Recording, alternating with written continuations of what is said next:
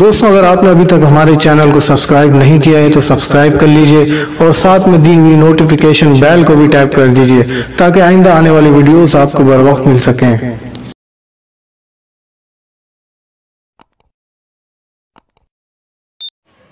औज़ु बिल्लाहि मिनश्शैतानिर्रजीम बिस्मिल्लाहिर्रहमानिर्रहीम सल्लल्लाहु अला नबिय्यिल उम्मी व आलिहि सल्लल्लाहु अलैहि वसल्लम सलातु वस्सलामु अलैका या सय्यदी या रसूलुल्लाह।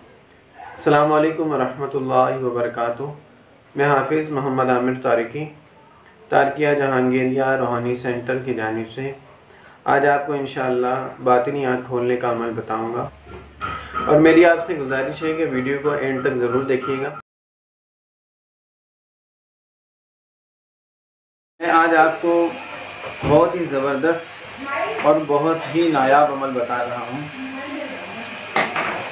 ये अमल जिन्नात को जलाने के लिए बहुत ही ज़बरदस्त अमल है और इस अमल को आमिलीन और गैर आमिलीन दोनों कर सकते हैं। अगर कोई आमिल कर ले तो उसके लिए बहुत बेहतरीन है कि जो लोग इलाज मुआलजा करते हैं और अगर वो इस तेल को तैयार कर लें जो कि मैं आपको बताने वाला हूँ तो वो मरीज़ों के लिए बहुत ही ज़बरदस्त और फ़ायदेमंद साबित होगा।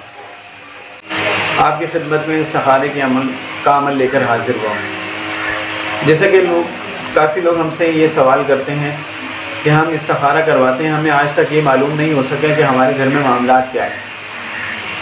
क्योंकि बात सूरतों में ऐसा होता है कि कुछ लोगों के घर में नेक जिन्नात भी होते हैं और दूसरी तरफ जादू की चीज़ें भी होती हैं।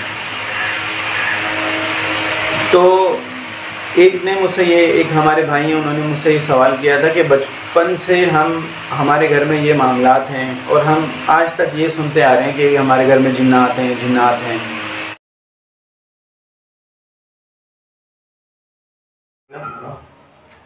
बहुत सारे हमारे दोस्त अहबाब जिन्होंने ये मुझसे सवाल किया कि आप बातिनी आँख खोलने का कोई अमल बताएं, तो उनकी खिदमत में मैं इंशाल्लाह आज बातिनी आँख खोलने का एक अमल पेश करूँगा।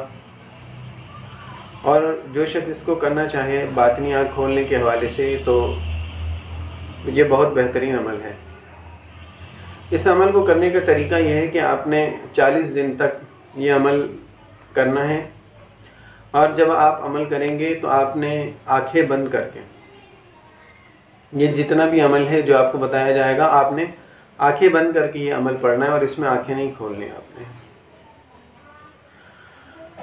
अमल का तरीका ये है कि आपने 40 दिन या खबीर अखबिरनी इसको 812 मरतबा अव्वल आखिर दुरूद शरीफ के साथ 812 मरतबा आपने परहेज़ के साथ, यानी आप परहेज़ भी करेंगे, तर्क हैवानात, अंडा मछली गोश्त,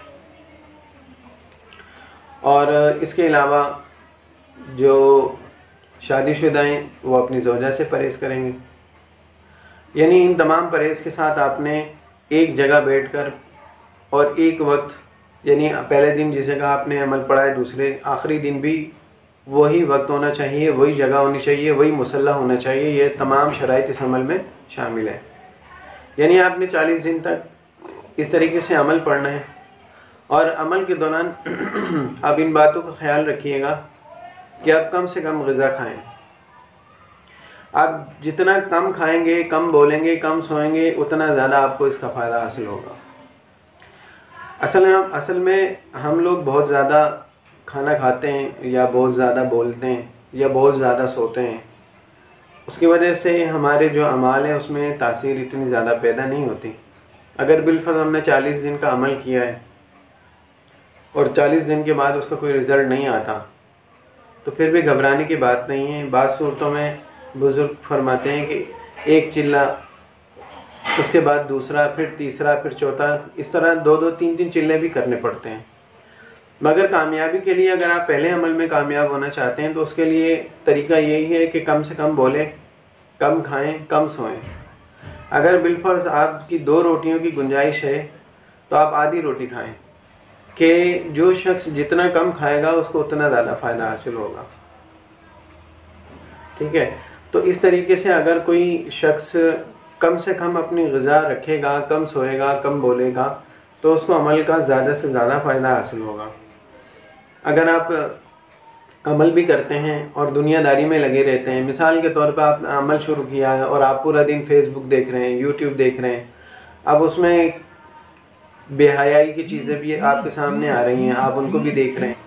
यानी आपने अपना ताल्लुक़ दुनिया से दूर करने की कोशिश करनी है और ख़ुद को तन्हाई में, ज़्यादा से ज़्यादा तन्हाई में अपने आप को रखना है कि आपका जो ताल्लुक़ है वो अल्लाह ताला से करीब तर होता चला जाए। अगर आप दुनिया की तरफ लगे रहेंगे और आपकी तवज्जो दुनिया की तरफ होगी तो आपको अमल का वो फ़ायदा हासिल नहीं होगा। और जिस जगह जो आपका अमल का कमरा होगा उसको भी आप खुशबू से मुअत्तर रखें, ख़ुद भी खुशबू लगाएं। ये तमाम चीज़ें जो है अमल में शामिल होती हैं, शराइत में शामिल होती हैं, तो फिर आपको अमल का मुकम्मल तौर पर आपको फ़ायदा हासिल होगा। और अगर कोई शख्स ये उसके जहन में ख़्याल आए कि अगर मैं कम खाऊंगा तो कमज़ोर हो जाऊंगा, ऐसा कुछ नहीं है।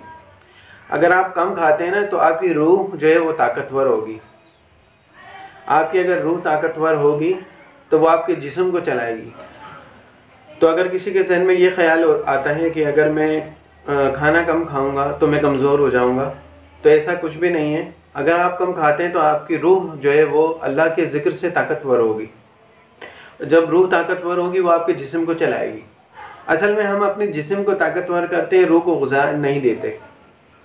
तो हमें चाहिए कि हम रूह को भी, जो रूह की ग़िज़ा है, रूह को अपनी ग़िज़ा दें। इससे कोई नुकसान नहीं होता। अगर बिलफर्ज आपकी 2 रोटियों की गुंजाइश है तो आप 1 रोटी खाएं, और बेहतरीन ये है कि आप 1 रोटी सुबह खाएं, 1 रोटी शाम को खाएं। बस ये आपके लिए काफ़ी है। ज़िंदा रहने के लिए, सिर्फ ज़िंदा रहने के लिए खाएं, खाने के लिए ज़िंदा ना रहें। मतलब इस तरीके से आप आमिल के लिए बेहतरीन है ये काम, ठीक है। और अमल का तरीका मैंने आपको बताया कि आपने 40 दिनों तक 812 मरतबा या खबीर व खबीरनी, और उसके बाद रोज़ 1 मरतबा जब अमल कर लेंगे 40 दिन के बाद 1 तस्बीह आपने इसकी जो है अपने विर्द में रखनी है। और नमाज़ों की पाबंदी करनी है, गुनाहों से आपने बचना है। और इसके बाद जब अमल कंप्लीट कर लें, 1 तस्बीह अपने विर्द में रखें, तो इंशाअल्लाह अल्लाह ने चाहा तो अल्लाह ताला आपकी दिली मुराद पूरी फरमाएगा। अगर आपको ये हमारी वीडियो अच्छी लगे तो इसको लाइक कीजिए, शेयर कीजिए। अस्सलामु अलैकुम वरहमतुल्लाहि वबरकातुहू।